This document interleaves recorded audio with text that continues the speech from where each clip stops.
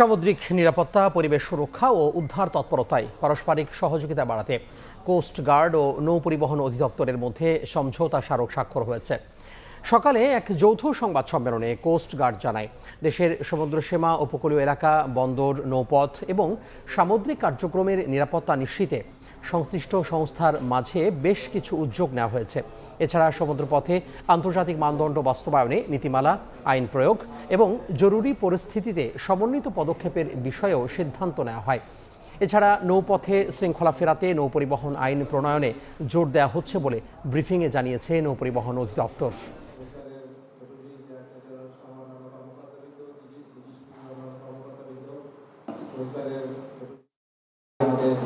যে সমুদ্রের যে সুসমস্ত বিষয় আছে যে সামুদ্রিক নিরাপত্তা, বাংলাদেশের জন্য কমার্শিয়াল শিপ হিসেবে যে সমস্ত জাহাজ আছে সেগুলোর নিরাপত্তা, জাহাজের ক্রুদের নিরাপত্তা এবং সামগ্রিকভাবে যে সমুদ্রের পরিচালিত যে অর্থনীতি আছে সেটার নিরাপত্তা দেওয়ার জন্য আজকে আমরা ইন্টারন্যাশনাল ম্যারিটাইম অর্গানাইজেশনের শর্তানুযায়ী একটি সমঝোতা স্মারক স্বাক্ষর করেছি নৌ পরিবহন অধিদপ্তর এবং বাংলাদেশ সরকারের মাঝে।